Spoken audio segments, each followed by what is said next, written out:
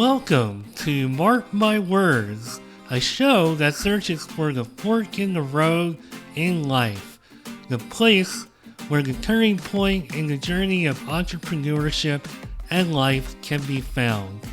Let's meet each other at the crossroads on Mark My Words.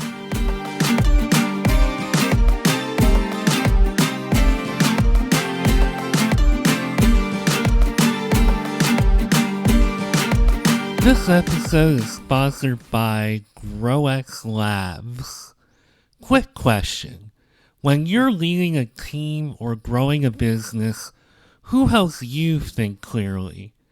GrowX Labs offers executive decision support, real-time access to a trusted strategist who helps you navigate tough calls, leadership blind spots, and everything in between. No fluff, no long-term commitment, just fast, honest insight from someone who gets it. If you're a founder or exec and need a sounding board, go to growxlabs.com/mark. That's grwxlabs.com/mark and book a discovery call today. Effective immediately, you are about to hear what I feel is one of the more inspiring episodes that I have brought to Mark My Words. And I thank David for sharing those two words on his website. I hope he doesn't mind that I threw that in there into the intro because those words mean a lot to David. David Nassief, which I hope I said your last name fairly correctly, he is here to share a really inspiring story because when he heard those words, effective immediately a few years ago, he got fired from his job and really did not know where he was going to go from there. And not only that, but it happened at the age of 63. And I know I'm 47 myself. And while I'm not to quite that point in my life, if you work in corporate America long enough, or, wherever you are in the world, you might wind up having a few experiences, whether they're that harsh or it's a reorganization or whatever it is. And David here wound up really just remixing his life, became an entrepreneur, not only came up with the Wealth Compass, which is a book, but also a one-page PDF that shares basically the wisdom that he has learned over the years. And I'll try to just read off some stuff from his site. So the Wealth Compass is the page you want when clarity matters most. Instead of more rules, spreadsheets, strategies, it helps you see where you are, what truly matters, and how to decide what comes next. It's not a system, it's not a course, it's not even a checklist. It's a one page when simplicity is what you really need.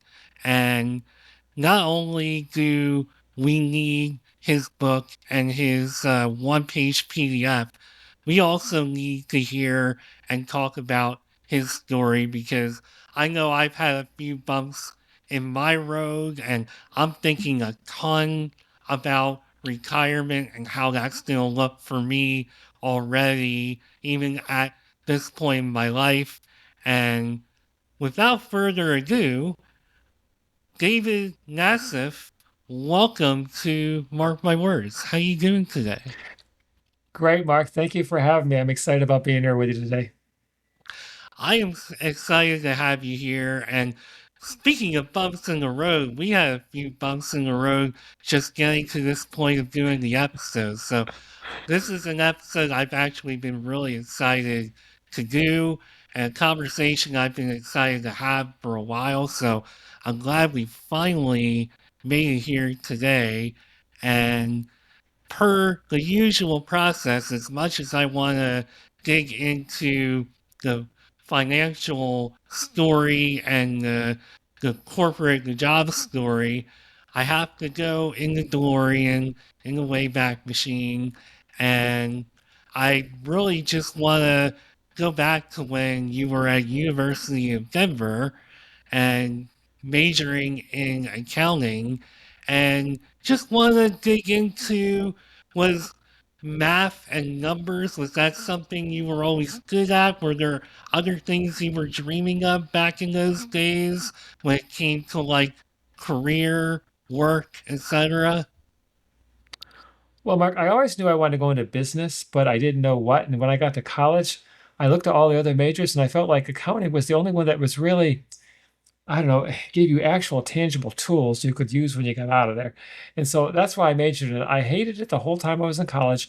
I hated it when I got out of college. I worked for a CPA firm. I worked for an oil company as an accountant.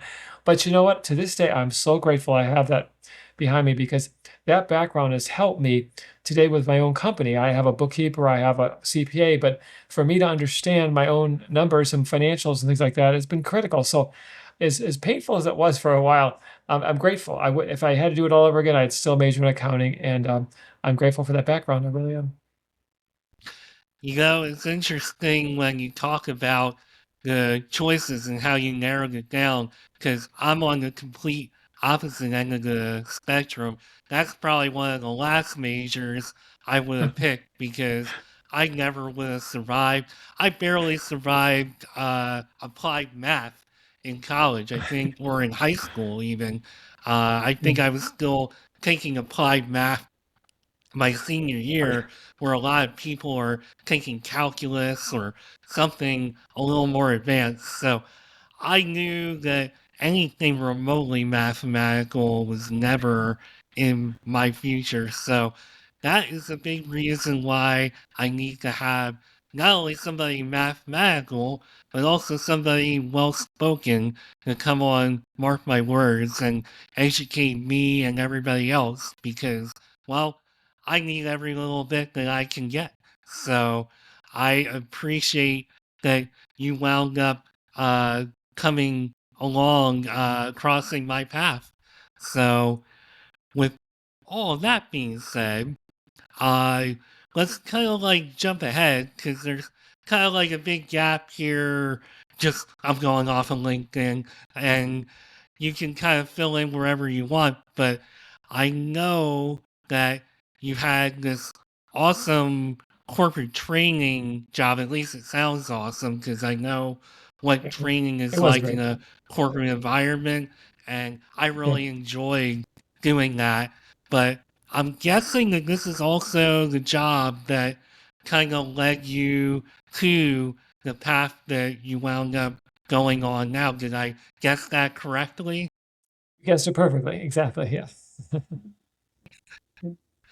Uh, yeah, I'll give you the floor to kind of like go ahead and tell your story because it's a Sure. really amazing story. Sure. I'd be glad to.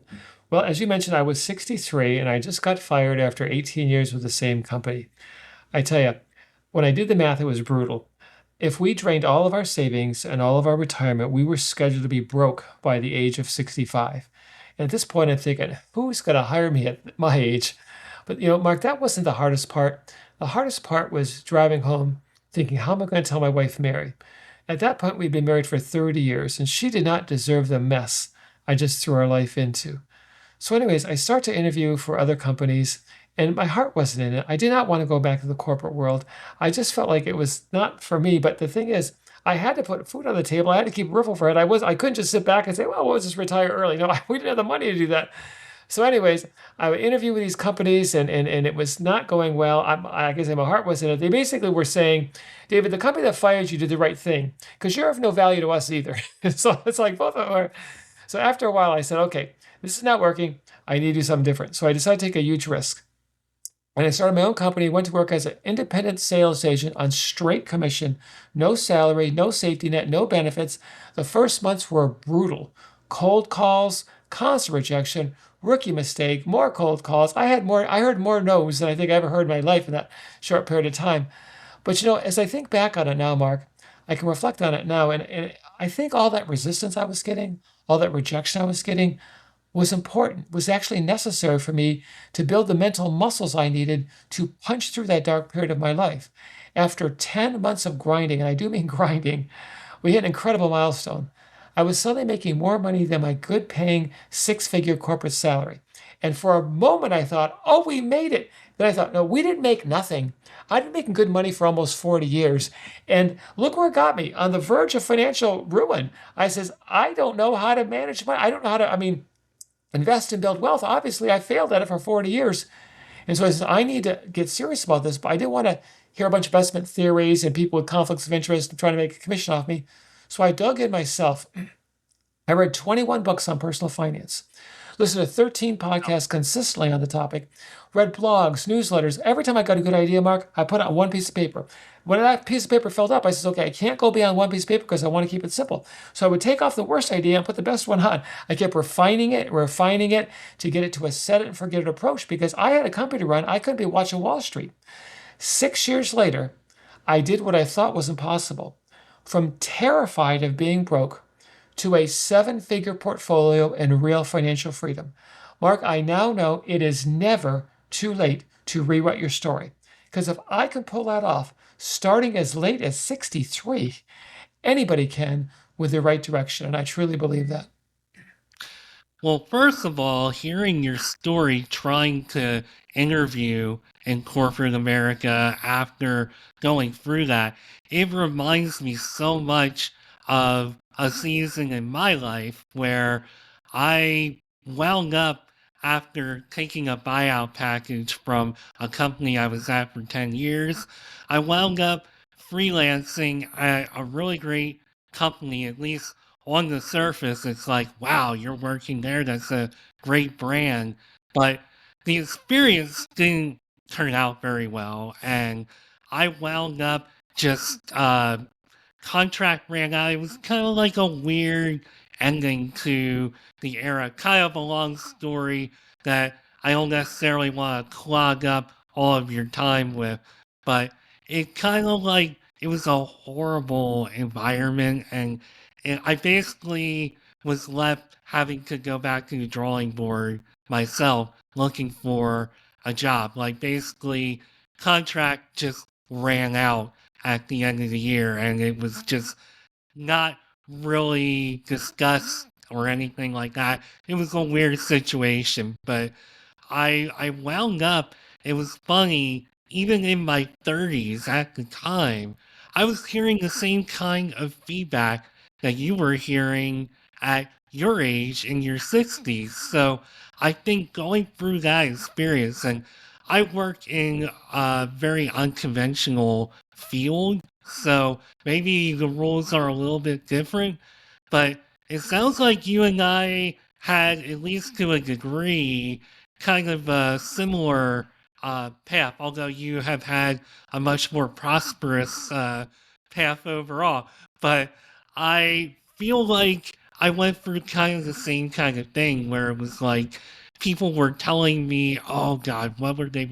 They were telling me things like I was overqualified for jobs and stuff like that. I'm like, what are you talking about? If I'm overqualified, I should be like the perfect fit for this job. So I wound up eventually, that's kind of like where the seeds were planted for me to start this journey that I'm on now with Mark My Words. Because I think you just reach a point where you're like, gosh, I have so much value. I don't understand why people aren't seeing it, why they're kind of like turning me away. And I want to believe, and you can speak for yourself, but I want to believe that through those experiences, you said, you know what? I know this is tough. I know that I have a lot to learn, but I feel like this is the path I need to go on because I have more value than this. I can you speak to that at all? Was that something that was going through your mind? Yeah, I tell you, it was actually worse than I explained because and when I was in my 40s, I tried to be an entrepreneur twice, start my own company. Both times I failed miserably. One time plunged me into a deep six-figure debt that took me years to pay off. So this was not a casual decision. I mean, I had scars, emotional scars from that. So basically, the corporate world told me I was of no value, and the entrepreneur world says I couldn't do it. I tried twice and failed. So it was really in a tough situation, but I really felt like I had a really I had to just I had to do something to protect my family, and I wasn't going to go without a fight. And so that's when I decided I'm going to do this on my own. I'm going to build my own company, and I'm going to hire myself because no one else will hire me. And that was a great blessing. I'm so grateful to this day that the company fired me because I would have never be in the situation I am now. They were a good company the whole time I worked for them. Never have a bad situation, but I'm grateful they fired me. I should send them a gift basket and a card thanking them because it was really worked out well for me. But you know, Mark, one thing I want to mention, a lot of people wonder, like, you're talking about this compass, David. Well, how's that all involved? I just want to tell you, when I was in that dark moment, I had an experience. I heard a story, a true story that really helped turn me in the right direction. I'd like to just share it briefly if I could. Scientists at the Max Planck Institute did an experiment. What they did is they placed people in the center of a dense German forest, and they told them to walk in a straight line to the edge. Now, these were confident and capable people, but when the clouds covered the sun and they lost their point of reference, the GPS tracking they were wearing showed they were gradually starting to walk in circular motions. Some of them were actually ending up right back where they began, and yet each and every one of them was absolutely convinced they were walking in a perfectly straight line. Mark, that is my life story for 40 years. Working hard, making good money, thought I was making good investments, but ultimately walking in circles, going nowhere, ending up on the verge of financial collapse. That's when I said to myself, that's what I need, a compass. Not a mental compass like travelers use, but a one piece of paper, one page compass. What that did for me, Mark, it gave me that 30,000 foot view so I could stay on the right path. You know, I'm the kind of person, I get distracted easy. A hot tip or a shiny object, and I'm running off to the races in the wrong direction. Well, the compass kept me in the right direction so I could have the shortest path from where I was to real financial freedom. And that's what made a big difference for me. I'm grateful that I made this compass, and it's something that I have to share with other people because, I mean, what it did for me is so amazing. I just felt it'd be selfish not to let other people know about it. I think that's really wise the way you came up with the compass and just stopped yourself and said, you know what? This is something that I can use to get me to, like, just almost give me that focus that I really need in order to tell the story that I want to tell and to teach the lessons that I want to teach. Because I'll tell you, I kind of regret actually downloading this so close to the episode because I see a lot of really great information. And the first point on your five North Star principles is something that I feel like many of us have a hard time with, which is live on less than you earn, pay yourself first, and spend what remains.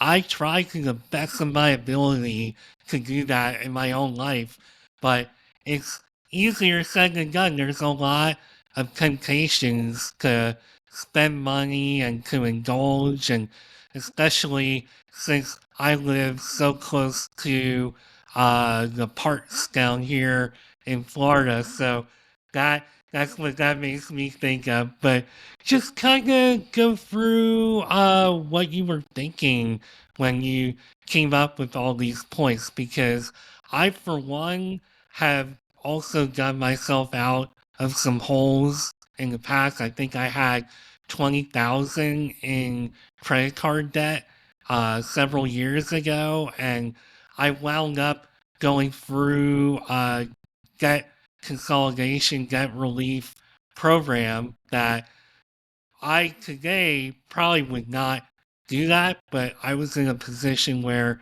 I needed to, but it gave me the discipline and taught me some of the lessons that I had to learn the hard way that you're teaching here for us. Well, you make a very good point, Mark, because a lot of people feel like, David, if I made as much money as you, I could invest, or if I made as much money as Mark, I could invest. But I'm living paycheck to paycheck, buddy. I don't have any extra money to invest. I can't do this. Well, let me tell you why that's a lie. And it is a lie, by the way. And let me explain why I say that. When, in my studies, I discovered a lot of things that were real wide eye openers. One of them was the NBA, the National Basketball Association. The average player in the NBA makes over $10 million a year. Mark, I didn't say $10 million in their lifetime. I said $10 million in a single year. And yet, after 5 years of retirement, 60% of them are broke, according to the Netflix documentary Broke. And the NFL is even worse. After only 2 years of retirement, 78% of them are either bankrupt or in serious financial stress. That's according to Sports Illustrated. Now let's compare that to Dale Schroeder, a basketball loving carpenter who earned average to below average income his entire career. But he chose to live on less than he earned and invest the difference wisely. He ended up with a $3 million portfolio. Mark, that's more money than most of the NBA and the NFL players ended up with, and they were making their tens of millions of dollars. So I found out when I made my compass something that was like a light bulb moment for me, and that is this: making money is different than building wealth. And what I mean by that is the pro athletes, they were amazing at making money. I mean, $10 million over that in a year, that's crazy money. But most of them, not all, but most of them are terrible at building wealth. Dale Schroeder, on the other hand, he was not that great at making money. He lived a pretty modest income, but he was a master at building wealth. And that, I tell you, is so critical. So people who think they can't do it, I promise you, the $10 million a year guys couldn't do it, and little Mark Shorter could do it. Everyone can do it with the right tools. And that's why I wrote the one-page compass in the book, because people just need some simple, and I mean simple tools to make this work painlessly without pain. Well, I think you kind of, whether you intended to or not, you're alluding to a problem that I think a lot of people run into. And I think certainly happens a lot more with people who are pro athletes or celebrities who may feel like because of their status that they have an endless funnel of money, and that's not necessarily the case. And I think even the commoners in life, those of us who are not famous or pro athletes, we can also kind of fall into that trap just with like our credit card where, it's just we have a we build ourselves up. We may build ourselves up to having like a 10K limit or maybe even more, and you just start to feel like, wow, I can just keep charging, have a good time. Eventually, the fun has to stop and reality has to set in, and you gotta start facing that. And it's better to face it sooner rather than later. And I know sometimes we run into situations, I know I did, where there's not much that you can do. You run into, life happens and you get into situations where you do have to charge and you do wind up running up your credit cards, and it can happen, but you just I think at the end of the day, and this is why people like you are great to talk to and to listen to, is that you gotta eventually wake up and form a game plan and you gotta get everything sorted out, or you're just never gonna be able to have the quality of life that I think that you want. No, you're right. And a lot of people, they want to procrastinate, Mark. They want to say, oh, I'm only in my 40s or my 30s or my 50s. I got time, that kind of thing. No, that's not right. You need to start as early as you can. Let me give you some statistics from the National Council on Aging about people in this country, right here, in this America. 80% of older adults face financial insecurity. I didn't say 30% or 50%. I said almost the whole population. Not everybody, but 80%. That's huge, okay? 50% of people 60 plus do not have sufficient income to cover their basic needs. I'm talking housing, food, and healthcare. This is crazy. The number one cause for gut wrenching stress among seniors is the fear of running out of money before they run out of life. They just feel these are people who worked hard for 40 years. They were loyal employees that did what they thought was right. And yet here's where they're at. Here's my thinking. If you don't have your own plan, you're part of someone else's. For 40 years, I was part of someone else's plan. And look where it got me, on the verge of financial ruin. Once I got my own plan with my one-page wealth compass, I mean, I accomplished more in that last 6 year period than I did in the previous 40-year period, okay? And it's because I had the kind of a plan that works instead of what you see on TV and everyone's trying to pull you in all these directions to do what they want you to do so they can make their commission off of you. In reality, that doesn't work for you. It works for them really well, but not for you because they have a plan and you have your own plan. I really believe that.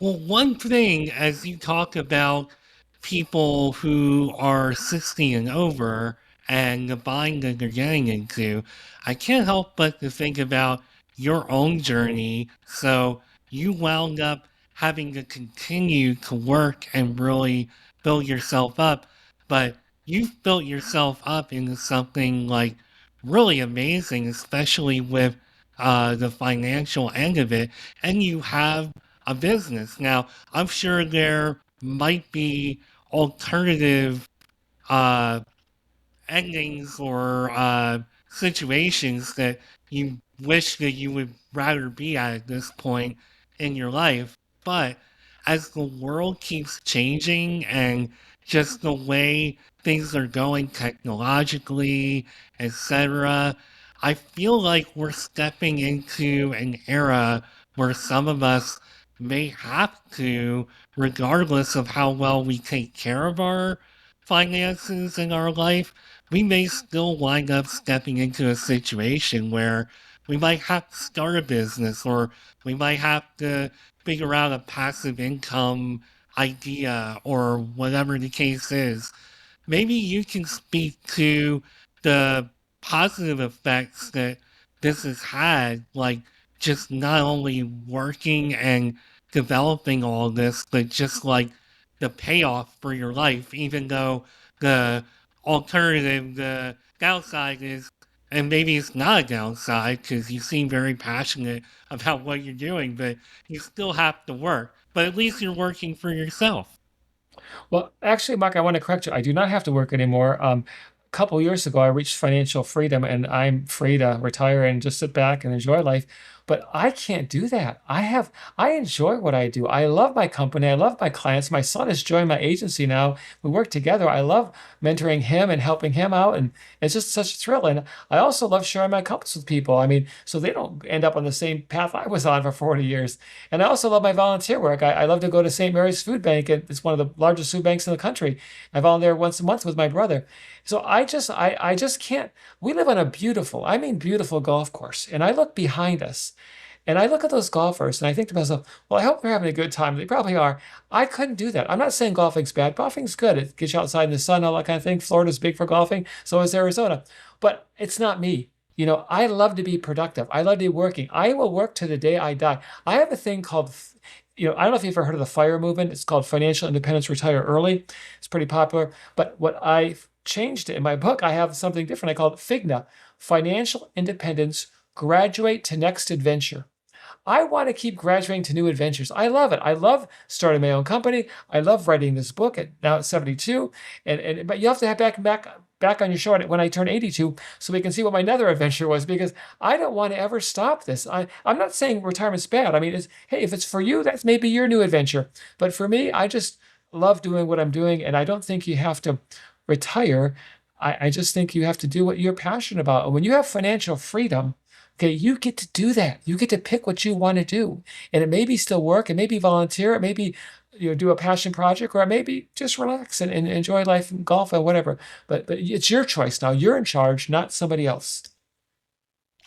And I love that. And the passion is just obvious. And I just love the perspective, the quote of, if you love what you're doing, you'll never work a day in your life. And I feel like everything you're talking about here is a real good reflection of that. Because I feel like finding your passion when you do that, that really is a game changer because I know for me, I love doing this show and yeah, it's a passion project, but I never, or at least very rarely, there's sometimes I feel like I'm working and those are usually like not the greatest days, but most of the time I'm doing this, I don't feel like I am working and I feel like that's what we need to aspire to.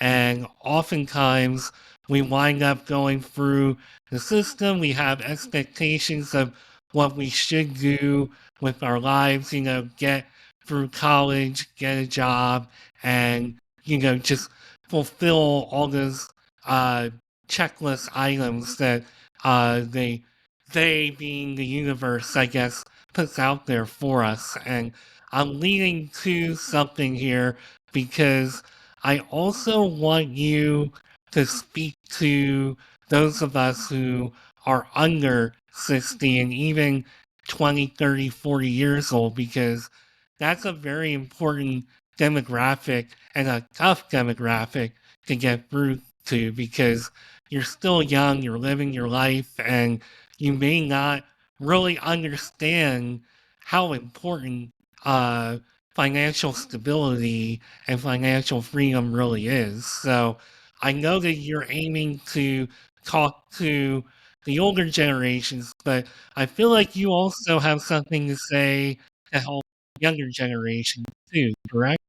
Well, yeah, and it says on the bottom of my book, age-defying financial freedom. So this is not an age thing. If whether you're in your 20s or whether in your 60s or 70s, or whether you're in the middle, somewhere in the middle there, it really works for everyone because it's just a simple truth and simple principles. Let me share with you. Well, first of all, let me say, people in their 20s and 30s, to answer your question, oh my gosh, what an advantage you have.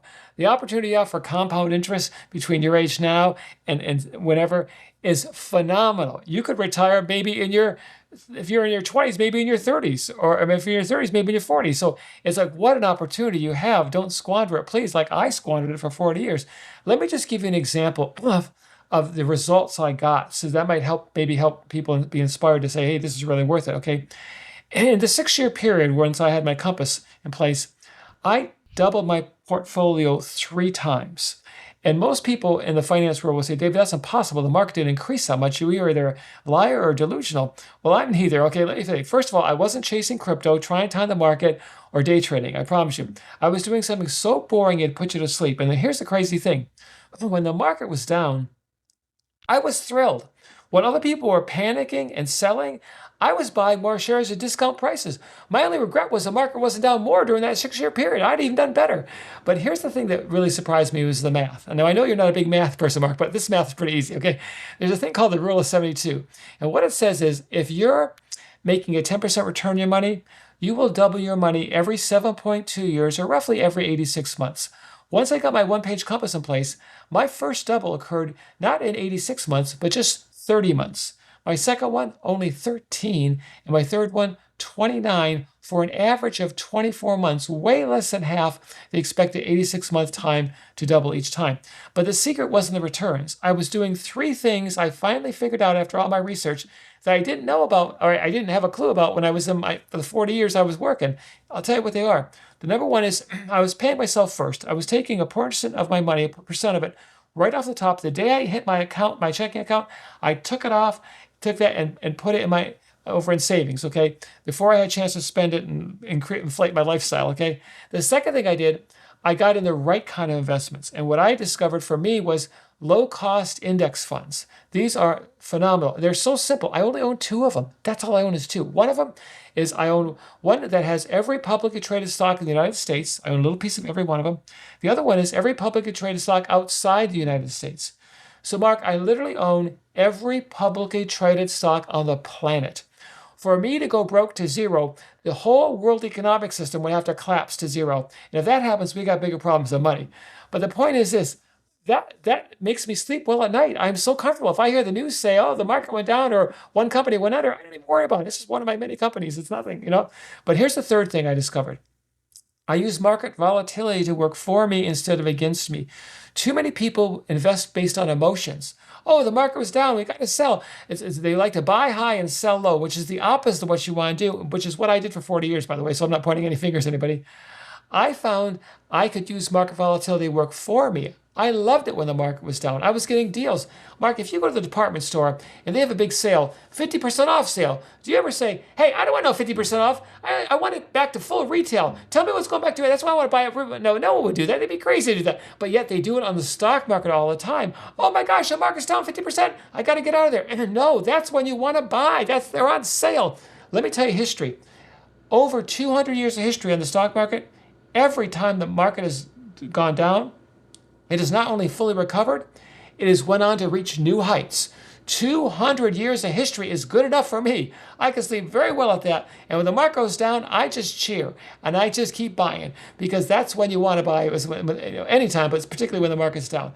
I was able to build my wealth twice as fast with half the risk as how I had done it before. Many people are doing. So here's my question to the 20 and 30-year-olds. What if you did that 20 and 30 and not 63, but 23 or 33 or 43? Think of where you could be. I'm not saying everyone's going to be a millionaire in 6 years like I was, but here's what I am saying. You'll be a lot better off than you are now. You'll be a lot further down the road to that financial freedom status than you are. Some of you may make it to the millionaire status or financial freedom. Others of you will just super improve your situation. And isn't that great? Who cares comparing yourself to other people? I could care less about someone making more money or less than me. I don't care about that. All I care about is me and if I'm improving myself. And this is what the compass did for me. It helped me improve in a steady, stable, direct way. And for that, I feel so blessed. I want to tie in everything you just talked about into one question because having a savings is very, very important. And I always feel like I can never have too much saved up. Sometimes I feel like I have a little too little saved, but just to have any kind of a savings is, I feel, half the battle. But if we're a person who is getting into debt or we're going through a season in life that is rough and we're trying to claw our way out, and I know we have to get disciplined and have a compass and a plan, but also you have the investment side of it, and that leads me to wonder, just from your perspective, is it a good idea to invest while you are still trying to claw yourself out of debt? Do you get out of debt, then save, then invest? What would be your advice to somebody in that mix who's trying to figure it all out and wants to do all those things? That's a great question, Mark. I thank you for it. And here's what I would tell them, and they're going to get this for free. They can download it at my website, and there's no cost at all. But there's 9 trail markers on my one-page wealth compass, okay? And the first trail marker is your career and income. Most of the books I've read, they didn't talk about current income because they figured you must be making money or you wouldn't be reading an investment book, so they didn't touch it. That's not true. Mark, there's a lot of people who are underemployed, underpaid, underappreciated, and they're not. This is a big obstacle for them. So that's why I touch on it right at the beginning. My first 2 chapters are devoted solely to that because there's a lot of people that aren't that. But then other people might say, no, my income's okay, David, but I'm really in big credit card debt, like you mentioned, okay? Well, that's step number 3. So what they would do is they start at step number 3. And the first thing you want to do is get out all that consumer debt, because here's what's happening. When you're paying consumer debt, and some of these credit cards, they're 20-some% interest, okay? I mean, I know you can shift cards around and get deals, but I mean, bottom line, they're expensive. What you're doing is you're giving someone else interest to make them rich. And I want to turn this puppy around, and I want to make it so you're getting the interest and you're making the money. So the best investment you can do beyond any kind of stock or anything like that is to get out of all consumer debt. Now, I'm not talking about mortgages. I'm talking about consumer debt, like credit cards, cars, student loans, things like that. Okay, things are not appreciating in value. Once you do that, then the next thing is, then you start the wealth accumulation. At the same time, you start the smart protection fund. Now, you talked about savings, Mark, and I can tell you're somebody who likes to have a buffer or have protection. Okay, and I agree with you. I totally agree with you. But here's where most of the gurus in the world of finance get it wrong. They say once you get out of debt, the very next thing you do is get a 3 to 6 months emergency fund before you do nothing, before you invest nothing. Then you have safety. Well, I did that too, but when I did my compass, I questioned everything and I did the math on everything. And here's what I found out. If you're, say, a young guy like in your 20s and you are in debt, student loan or whatever, and you finally get out and you say, okay, I can't start investing yet. I've got to get my 3 to 6 month emergency fund. How long is it going to take the average person to get a 3 to 6 month emergency fund? Probably at least 1 year, maybe a year and a half, maybe two in some cases, but let's just say 1 year, okay? So that person doesn't go in the market. He does his emergency fund, puts it in like a high bank interest account, savings account, and then he starts investing. So he was out of the market for a year in his early 20s. If you fast forward to that 40 years till when he retires, that cost him about $500,000 to do it the way all the gurus say to do it. Here's the twist I made in my compass to save that person the $500,000 they would have lost. Okay, that I say when you get out of all your debt, now you have cash flow freed up.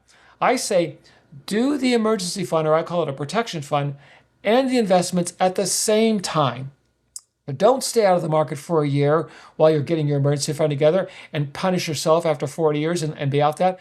Go ahead and start investing now and start building your emergency fund. You'll have that time to do both of them. You have the cash flow because you just got a debt. And then once you get your emergency fund to the 3 to 6 months, then you can start living, your life in more fun ways, but while you're continuing to invest the whole time. So those little tweaks like that I found in my compass, there's several of them like that go against what the gurus are saying. But a lot of those gurus, they've been doing it for 40 years, and they really, maybe in the 70s it was really a good idea, but not today. There's better ways to look at things. And so I would just say, if someone's in a situation, you said, Mark, get out the compass, find out where they are, and start from where you're at. Don't worry about where everyone else is at, where you're at, and start. And then on the other side, these North Star principles, these protect you. These keep you, they're like mental guardrails to keep you out of the gutter, okay? Financial gutter. And when you have these together, oh man, it's powerful. And then there's one more thing. You might say, David, okay, I want to get out of debt, but it just says debt freedom strategy in a few couple sentences. I need more information than that. Well, notice it says chapter 4. What you would do is you just go to the book, into chapter 4, and then it gives you the strategies on different ways to get out of debt that fit your situation, your personality, your way of thinking, and that are not difficult. They're fairly straightforward and easy. And you don't have to go to debt consolidation like you were saying, Mark, because with a right plan, you can do it yourself and save the money that you would have paid the debt consolidation company to do this. And so that's why these things work hand in hand. This is the 30,000-foot view that keeps you going in the right lane. This is the ground game. Take a right at the light. Take it right at the next stop sign. When you put these together, oh my gosh, you got a sense of clarity when it comes to money that few people will ever get in their lifetime. And that's why I wrote this, because it opened my eyes. This is not complicated. It doesn't have to be complicated. Wall Street likes to make it complicated because they want to get their cut of the money of your investments by getting their percentages, but it's not, you don't need them. Let me tell you, the truth is, simplicity is for winners. Complexity is for victims. Don't be a victim of Wall Street. You can do this with some simple, basic knowledge and a simple compass, a one-page compass. I love it. That is such great advice. And let me hit you up with one more potential piece of advice, although I think what I'm about to ask is just all within this conversation. But Sure. what's the difference between those who bounce back and maintain their wealth and income and stay stable versus those who don't and they keep struggling? Um, I know I have a few ideas in my head, but I want to hear from you. Well, Benjamin Franklin said once that the best investment we could make is in knowledge. And I believe that. I tell you, Mark, if I just I was spinning my wheels for 40 years financially. I didn't have a clue what I was doing, and it showed because once I got the knowledge, once I created this compass with the 21 books and the 13 podcasts and the other stuff, I had a sense of clarity that enabled me to climb out of that hole. If I didn't have that information, I'd have just kept going in circles in my little hole down there and never got out of it. And that's the sad thing, that people And I know most people aren't going to read 21 books, listen to 13 podcasts consistently, but that's why I wrote the book. Because every book I read, the 21, oh, there's a gold nugget in this book. Oh, there's a gold nugget in this book. But they never had all of it together. I said, I got to put this all together in one book, and I got to make it simple. The one thing about my book is, I don't want people to go financial book, oh, yeah, I'll read it before I go to sleep to put me to sleep. No, it's not that kind of book. It's not like charts and graphs and spreadsheets and technical terms. I wrote it in a story form. So the average person who's not a financial person, who's not a numbers person, will understand it and get it. And when I tell a story of somebody who succeeded and somebody who failed, and then I explain the principle that both of those situations, people finally say, David, I finally get it. The way you're explaining it in the story form, I see how it's applied now. I've heard these terms before. I never knew what they meant. I was embarrassed to ask, but now you're explaining it in such a simple way that I get it. And in fact, this relates to what we're talking about. I read all my reviews personally, and this is a review I got my book not long ago, and it's from a guy who with no financial background. Okay, he was a clinical psychologist with 25 years experience. He was facing his own career crisis, and he said the one-page wealth compass gave him the exact financial hope and practical steps he needed. But here's my favorite line that he said: I couldn't put the book down. That's how it was written. It's written like a storybook, like a novel almost, all true stories of true people, that kind of thing. And when you start reading it, it's really hard to put down. But the one thing is about it is you're not just being entertained, you're learning. You're learning a critical skill to succeed. And that's why I'm so passionate about this, because it's not complicated. Don't believe Wall Street. It doesn't, you don't need all these advisors that want their cut of money out of your money and your investments. I mean, Well, David, I have learned a ton today, and I appreciate you taking time out of your day to share your passion. And I hope people get something out of this. And I will give you the floor, even though we've been bouncing off of it and referencing your materials through the whole episode, give you an opportunity anyway to just talk about how people can find you, work with you, find your awesome material, and anything else you want to add. sure. I would just like to speak to those who are out there who are feeling the quiet desperation I felt when I was 63. I want to say this is not your ending. It's just the beginning. You just need clarity. And my mission is to share this one page of clarity with people so they don't have to experience the terror I did. If they just go to onepagewealthcompass.com/free and download your one page of clarity to one page compass. And I tell you, this strips away all the confusion and the noise, and it gives you a sense of clarity few people ever achieve when it comes to the money. So I would just encourage people to understand this. Clear direction beats misdirected speed every time. For 40 years, I had misdirected speed. Once I got that clear direction, it was amazing how well things went, and relatively quickly they went too. So just go to onepagewealthcompass.com/free and get your own one page wealth compass for free. And on our way out, thank you for sharing all that. On our way out here, since you did start your business in your 60s, and that is something that I think a lot of people your age and older might not be able to wrap their mind around. Any advice to give to people in that season of their life, as far as like just encouragement or anything, as far as like starting a business? Yeah. Well, one thing I would tell you is this is you don't have to start a business to do this. I'm not saying you shouldn't. If that's what you want to do and that's your passion, I say go for it. But these principles I'm teaching, they work whether you're an employee of a company or you're self-employed or you're somewhere in the middle of a hybrid type of job. It really doesn't matter. So don't, I mean, if that's what you want, my first two chapters will help you a lot when starting your own business, knowing the struggles you have to go through and the ways I got out of those struggles and was able to figure things out, for sure. But if you're not inclined to start your own business, please don't feel like you have to do that. Just use the principles to build wealth. There are many people who build tremendous wealth as employees of companies, and that's a great thing. But it's really if you don't have a plan, like I said, you're part of someone else's. And don't be part of someone else's. Even if you're an employee, you can have your own plan to build wealth. And that's what I would encourage everyone to do.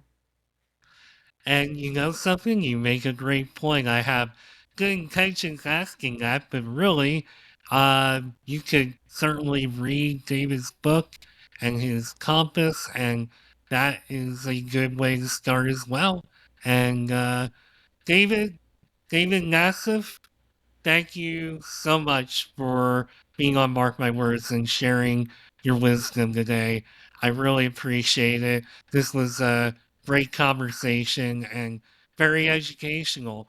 Never a bad day or a bad time to talk about rebounding from debt or what to do in a situation like you wound up in. So, thank you for sharing your story. Mark, thank you for having me on your program. It was a pure joy. I enjoyed every minute of it. Thank you. Awesome. Well, thank you again, David, and thank you all for listening. I am your host, Mark Schmidt, and you just listened to Mark My Words. So thanks for tuning in, and I'll see you soon with the next episode. Bye for now.